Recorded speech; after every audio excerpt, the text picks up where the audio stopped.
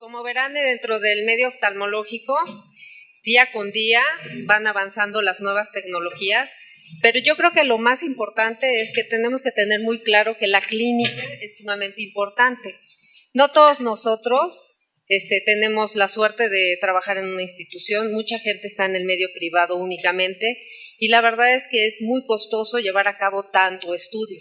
Y muchas de las veces, si llevamos a cabo una buena clínica, una buena exploración, bueno, podemos darle muy buenos resultados a nuestros pacientes. Como verán, pues los avances han sido abismales en el curso de los años y actualmente se están viendo muchísimas tecnologías que tenemos a la mano que muchas de las veces apantallan al paciente. La verdad es que muchos pacientes te dicen, no, me pasaron de aparato en aparato y la gente queda así como asombrada de que la tecnología es asombrosa, pero la verdad es que muchas veces es nada más con fines de nosotros agregarle algo más a nuestra historia clínica. Pero definitivamente la clínica es súper importante. Yo lo que les quería preguntar, obviamente todos ustedes están en instituciones oftalmológicas en donde la gran mayoría tienen todas estas tecnologías.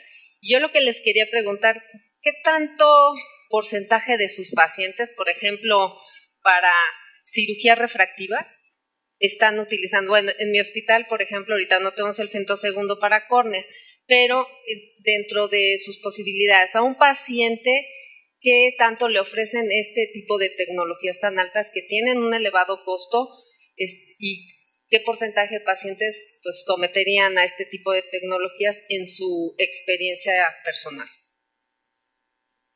Arturo. Bueno, en el Hospital Conde Valenciana pues tenemos afortunadamente esta tecnología. Sin embargo, yo creo que la gran limitante de todo esto es el factor económico. Y bueno, pero se ha tratado de poder balancear esos costos para poder tener esta tecnología y poder aplicarse en los pacientes. Yo creo que aproximadamente en el hospital la mayoría de los casos que se hacen, podríamos decir un 50 y 50%, un poquito más se hace con tecnología femtosegundo para láser. Pero en cuanto a su experiencia particular, por ejemplo, hemos visto que los resultados son muy buenos, por ejemplo, con una cirugía convencional de un excimer láser con un microqueratoma. Y obviamente, bueno, a pantalla, si el paciente le dices que le vas a realizar una cirugía con femtosegundo, en la experiencia, tú a tus pacientes, si tiene el poder económico, tú sí le ofreces de entrada una cirugía con la tecnología de punta. Si el paciente tiene los recursos, sí se le ofrece. Pero al saber el costo y beneficio, yo le propongo las dos opciones. Con láser, con femtosegundo y hacerlo con microquerátomo, qué ventaja tiene una y otra. Se les explica y bueno, y luego viene la parte económica y el paciente ya decide. Y ahí es donde vemos que la mayoría de los pacientes pues decide, yo estoy hablando de mi forma privada, decide hacérselo por el costo más económico. Porque realmente el riesgo que se tiene con un microquerátomo, yo estoy hablando haciéndolo en manos mías, pues no hay mucha diferencia. Valeria, en tu caso, que ustedes sí tienen acceso a toda esta tecnología, por ejemplo, ¿qué tanto porcentaje de pacientes les ofreces? Como anteriormente en muchos foros hablábamos, por ejemplo, de la cirugía personalizada y muchos llegamos a la conclusión que a pesar de que sabíamos que daba buenos resultados, seguía siendo muy buena la técnica convencional de excimer con microqueratoma. Y siempre llegamos a la conclusión que el porcentaje que sometíamos a personalizadas eran muy bajas y eran específicos los pacientes. ¿Tú cómo le ofreces a tus pacientes o en tu experiencia particular cómo lo estás llevando a cabo? Bueno, el láser de catarata se lo ofrezco a todos. El 80% prefieren irse por el láser de femtosegundos porque la mayoría tiene seguro y todos los seguros lo cubren. Cuando el paciente no tiene seguro y se le ofrece, solamente un 10% paga la diferencia cuando le pones que costo-beneficio y todo eso, ¿no? Y en láser se los ofrezco a todos y yo creo que mi convencimiento no es tal que todos terminan operándose con navaja y solamente un 10% deciden usar el láser de femtosegundos. Y en el hospital operamos más con navaja que con femtosegundos por el tema de enseñanza, y la mayoría de nuestros becarios no tienen acceso a la tecnología y los tienes que entrenar con lo que sí van a estar el día a día. Solamente los becarios que se van a quedar en algún lugar donde van a tener acceso a la tecnología de femtosegundos, ya sea para colocación de anillos, refractiva, catarata y demás, te piden que también les enseñes esa técnica. Entonces, sí, yo creo que eso es algo muy importante y que tenemos que reconocer. Cuando tú dominas una técnica, tus manos tú sabes que la puedes dominar, yo creo que es válido realizar con cualquier tipo de tecnología. Doctor Vaca. Sí, justamente pensaba comentar ese enfoque. Tienes que ofrecer lo que sabes hacer y lo que sabes utilizar. El paciente huele que no sabes, pero a metros de distancia. Y eso pasa, y es un ejemplo de, obviamente no estamos hablando, si yo me dedico a córnea, que no sepa yo las técnicas de córnea. Pero cuando tienes pacientes de otras especialidades y empiezas a hablar del desprendimiento de retina, voy a dar un ejemplo: desprendimiento de retina, la retinopatía diabética, el glaucoma de ángulo abierto, no sé, X, ¿no? Que no dominas totalmente, se nota. El paciente lo sabe, detecta, sí lo detecta. Entonces, si tú tienes una experiencia en femtosegundos y lo sabes hacer bien, lo vas a ofrecer. Pero si sabes hacer bien una FACO y no utilizas el femtosegundo, te va a salir bien la FACO y la puedes ofrecer y le va a ir perfecto al paciente. Otro punto que quería tocar es precisamente en cuanto a la tecnología. En muchos lugares ya tenemos acceso al Pentacam y seguimos utilizando el Orbscan. Doctor Hernández, por ejemplo, a sus pacientes que va a someter a cirugía refractiva o el seguimiento de un paciente con una ectasia corneal, ¿qué prefieres utilizar? ¿El Orbscan o Pentacam? Y si a tus pacientes de cirugía refractiva les pides ambos o nada más te inclinas en uno. Yo creo que, como estaba diciendo el doctor acá, el mejor aparato es el que sabes usar. Nosotros tenemos el Orbscan en la clínica privada, pero tenemos también la oportunidad de tener el Pentacam por ahí un poquito, hay que hacer el paciente un poco de vueltas, pero lo podemos hacer. De manera de tamizaje, yo creo que para un paciente de cirugía refractiva no debemos de tener ningún problema con el Orbscan.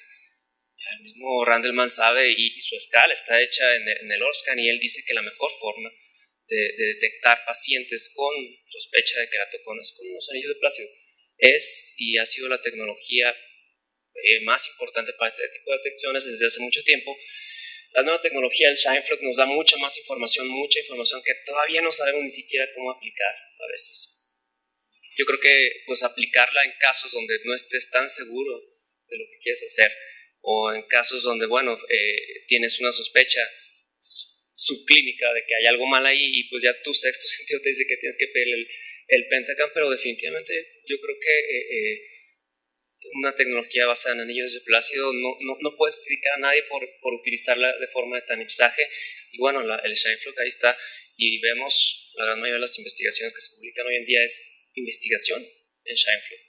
Muchos datos que apenas estamos conociendo, elevaciones, de cambios en la curvatura posterior después del LASIK, y bueno, tal vez en 10 años podemos hablar de que el Pentacam o el ShineFlux sea el gold standard, pero todavía yo creo que el anillos de plácido es para nosotros, o para mí por lo menos, todavía una herramienta invaluable.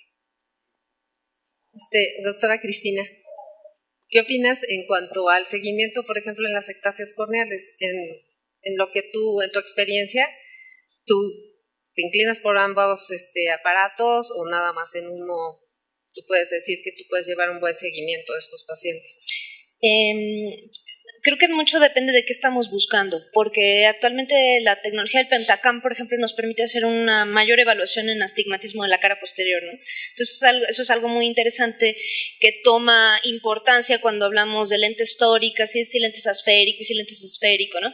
Pero si estamos hablando, por ejemplo, de un queratocono, que es una patología que nosotros en córnea vemos diariamente, podemos hacer muy buen seguimiento con el ORSCAN, podemos ser más estrictos al pedir el estudio y pedir que se respete la esfera de mejor ajuste de la cara anterior, la esfera de mejor ajuste de la cara posterior, y de esa manera tenemos un muy buen seguimiento sin necesidad de un aparato más sofisticado, ¿no? Creo que nosotros que estamos en las instituciones grandes del país y que tenemos tecnología de punta, pues podemos fácilmente decir, quiero el ORSCAN, quiero la barometría y quiero el Pentacam, y pues como un niño en dulcería, pero cuando ya estamos en la clínica, en la práctica diaria, pues el paciente no va a pagar tantos estudios. Quien es egresado ya de estas instituciones, pues para ese momento quizás está el día, pero el hecho de que conozca las técnicas como eran antes, y yo he aprendido mucho de ustedes, que hacían radiada, que hacían incisiones de determinado tipo, y que eso todavía nos es válido y que ahora se quiere retomar, pero ahora la arqueada va a ser con femto, pero el principio es el mismo.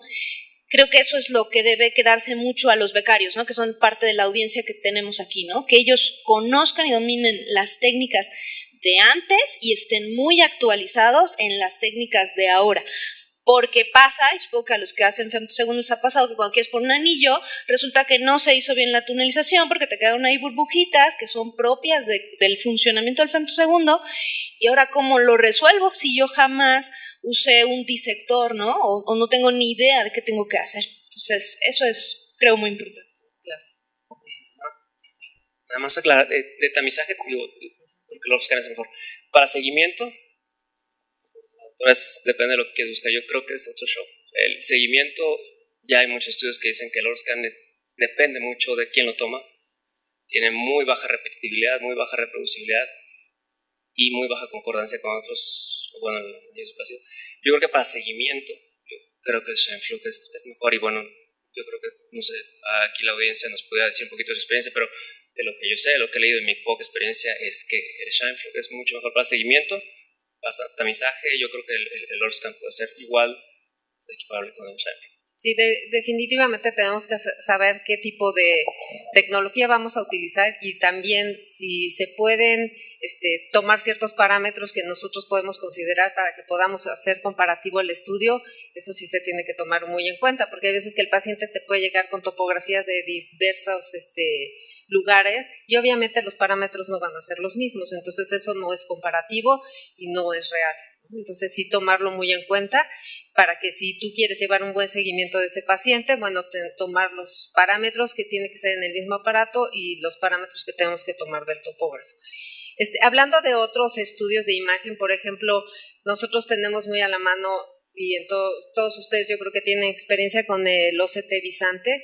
Yo creo que es también una herramienta que nos ayuda más que todo para definir ciertos detalles a nivel corneal, por ejemplo, cuerpos extraños, qué profundidad del flap, qué tan frecuente en su uso diario utilizan el OCT y para qué patologías es lo que están utilizando más frecuentemente este tipo de herramientas. Arturo. En nuestra institución estamos utilizando más esto porque estamos haciendo un poco más de cirugía de trasplantes lamelares, trasplantes endoteliales, entonces podemos evaluar prácticamente cómo se encuentra el endotelio, si está pegado, adherido o no, cómo se encuentra la burbuja de aire. Es un estudio que uno puede, inclusive después de hacer el procedimiento y dejar al paciente ahí un buen tiempo, ir rápidamente al aparato y ver cómo se encuentra el endotelio en ese momento. Yo creo que el Visante nos ha ayudado a eso. También en el caso de los anillos, para ver la profundidad del flap, para analizar qué fue lo que sucedió en la ectasia también. Entonces nos da mucho horizonte el Visante y la introducción de este equipo en estos casos.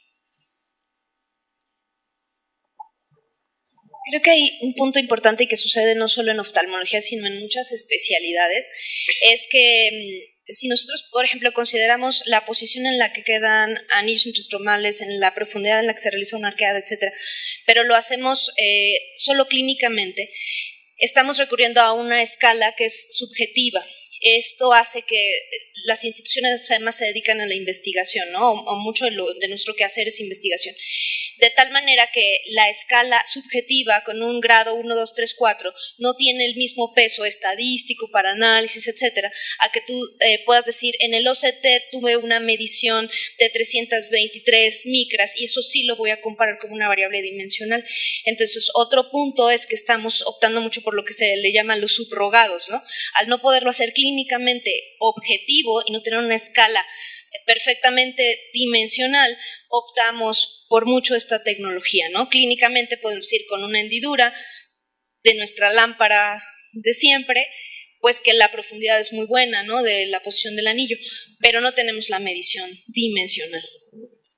Vale. Nosotros lo usamos básicamente para toma de decisiones clínico-quirúrgicas. Lo usamos mucho cuando tenemos estos edemas sectoriales que no nos queda muy claro si la válvula está con toque endotelial y tenemos que tomar la decisión si decirle a los de glaucoma que entren a recolocar el tubo o no sabemos si realmente está despegada la DSMET y hay que volver a entrar a hacer nosotros suturamos mucho la DSMET porque por lo menos en mis manos, el porcentaje de que se vuelva a caer la DSMET es alto. Entonces yo prefiero de primera instancia o poner gas y sutura o gas, porque el aire no me da tan buenos resultados y nuestros pacientes o se pierden o no tienen esta capacidad de estar entrando a quirófano. Entonces, específicamente nosotros, más para toma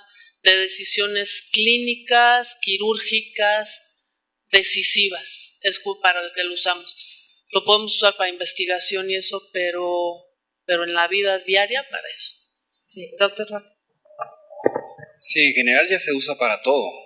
El problema es que ya nos fuimos al extremo, ¿no? O sea, le dices al residente, oye, ¿qué profundidad tiene la incisión? No sé, no le echo un OCT. O sea, nada más había que usar la lámpara, poner la hendidura y hablar de un porcentaje aproximado porque no estás haciendo ningún análisis estadístico, no estás haciendo ningún trabajo, estás en la vida diaria con el paciente y lo único que quieres saber es qué tan profundo está porque vas a tomar tal o cual decisión y se va al extremo de que ya si no le hicieron el OCT no saben bien a qué profundidad está. Sí, yo creo que el OCT es una herramienta, la verdad, muy, muy útil. Sí es para toma de decisiones también. Pacientes que no conocemos, que no tenemos un historial, la verdad es que nos da muchísima información. Pacientes que tuvieron cirugía refractiva previa y tú quieres decidir si le levantas el flap o no y no lo detectas en la lámpara de hendidura, por supuesto que hemos llegado a observarlo y a qué profundidad se encuentra. Entonces sí, son herramientas que son muy, muy útiles. Por ejemplo, en pacientes con lentes fáquicos para un ICL, medir precisamente cómo está el volt, qué tan lejano está de la cápsula del cristalino, de cámara anterior. La verdad es que sí son herramientas muy útiles que debemos de tomar en cuenta y esos estudios pues yo creo que sí valen mucho la pena. Definitivamente hay muchas tecnologías que tenemos a la mano. Nos llevaríamos mucho tiempo hablando de todas ellas y qué tanto uso les estamos teniendo, pero por falta de tiempo yo creo que vamos a terminar la mesa redonda. No sé si alguien tenía alguna pregunta del público o algún comentario. Pues entonces damos por terminada la mesa redonda y muchas gracias por su presencia.